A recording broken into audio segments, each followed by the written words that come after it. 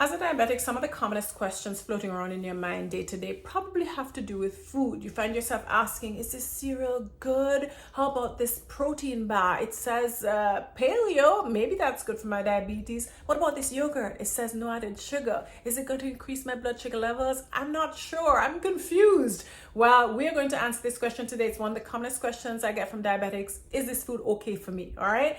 And so to help you address this question, I'm going to go through 5 points that you will go through one by one to help you answer that question confidently and know whether or not this is something you should buy or if you should leave on the shelf. All right, we're going to dive straight into it. The mnemonic, the 5 points, I have them organized into the word sugar. SUGAR, so that you can easily remember these points. The first one is skip the marketing hype. Now, the first few questions I mentioned at the start of this video are things like, sugar-free, diabetes-friendly, paleo, keto-friendly, all these things, all right? Some of them might say aspartame-free, right?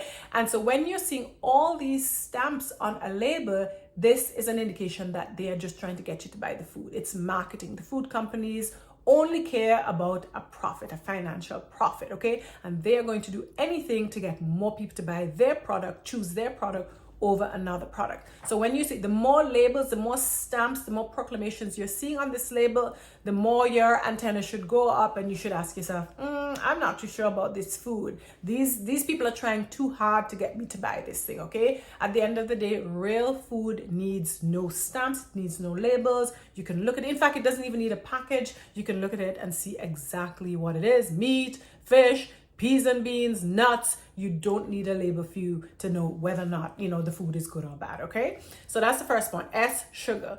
U is uncover the ingredient list, okay? You are going to need to look at the ingredients. So some of them might have these nice, fancy stamps, diabetes friendly, low carb, etc. But then you turn the package around and you look at the ingredient list, and it's long. It's so long that the print is so tiny you cannot read it, right? It has 10, 20. In fact, list might be so long that you can't even count the number of ingredients in it, okay? If you're seeing an ingredient list number one, if you cannot read the ingredient list because the print is too small, then that's a no-no. It's too much. They're hiding something in that, right? 2, if the ingredient list is long, approaching 15, 20, sometimes 30 different ingredients, another big no-no. Real food should not need, it should be obvious, 1, 2, 3, 4, maybe 5 ingredients, right? The more ingredients, it means the more chemicals, the more additives. Another thing is that if you look at the individual names, so maybe you have a magnifying glass so that you can actually read the list, right? But you're reading this list and you can't understand, you can't pronounce some of the words, you don't know what they are. And if you're not able to pronounce the words, it's some kind of chemical, then maybe you should consider leaving that there. If you can pronounce the word, but it's an ingredient that you're not going to keep in your own kitchen, your own pantry, it's not something that you're ever going to buy to incorporate into a recipe that you're going to prepare at home, then again, you probably need to leave that there on the shelf and essentially avoid it. The thing about these processed foods and all the ingredients is that it's the individual parts of foods mixed with new chemicals that are made from, extracted, I don't know, from the environment or whatever. And they put all these parts together to form a new food. Because these are parts that are put together in the factory, it means that most likely they're going to be very easily digested in your body. Granted, maybe there's no sugar, but the fact that there's easy breakdown, easy digestion, you barely suck on it and it breaks all the way down, it means it's going to get absorbed very rapidly into your bloodstream, and all that energy coming so quickly into your bloodstream means that there is going to be somewhat of blood sugar increase, because a lot of times these ingredients are starch ingredients, and of course starch is essentially sugar in another form. It's a string of sugar or string of glucose molecules. So even though it might not necessarily have added sugar and so on, because it's so easily broken down, it's still going to have that same bad effect on your blood sugar. It's going to carry it up very high.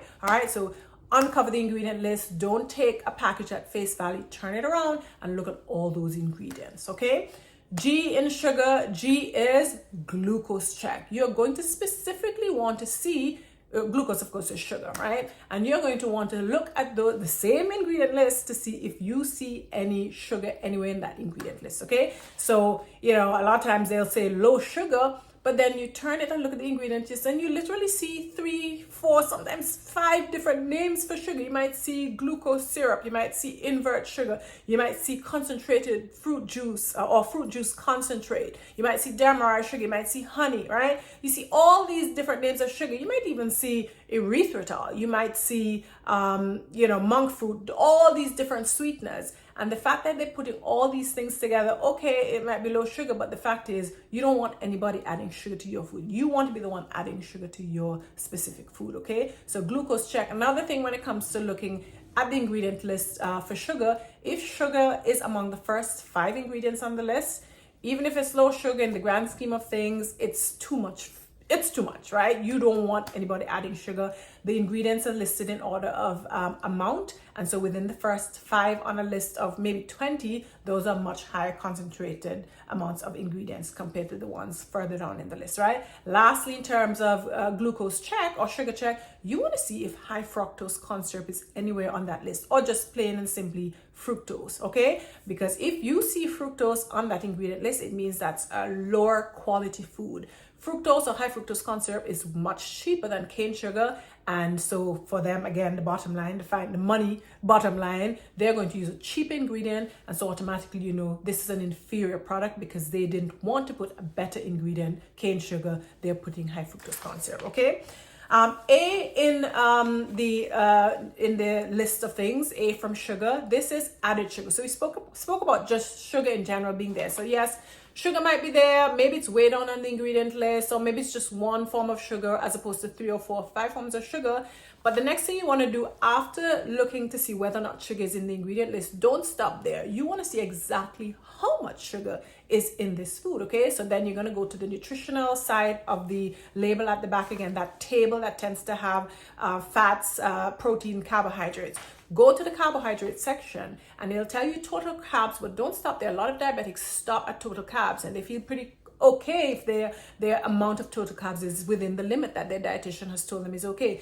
But you want to look on the total carbs. It usually will have the line below indented, will say including added sugars.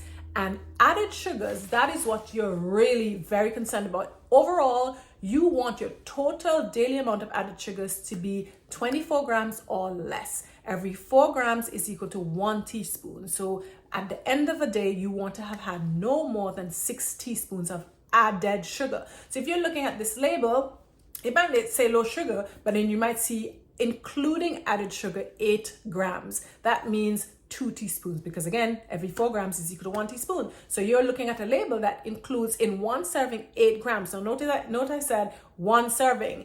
What if you're having 2 servings of this food, of this snack bar, or of this cereal? If you're having 2 servings and you're not paying attention to how much 1 serving is, what if 1 serving is a quarter cup and then you end up having a half a cup or even a whole cup? If you're having a half a cup, that's 2 times 8, which is 16, which is 4 teaspoons of added sugar just in that one food, right? So you've had 16 grams or 4 teaspoons and you only have 2 teaspoons left for the rest of your day for your total daily amount of 6 teaspoons. Okay, so you definitely want to look at how much added sugar in the food, not just that it has one little amount of sugar, but hey, in the grand scheme, how much added sugar in one serving. All right, you want to be very, very, very cautious about that added sugar amount. Okay, and then the last thing are the last of the 5 points to look at are you want to check the ratio of sugar, of carbs rather, to fiber. Now a food might have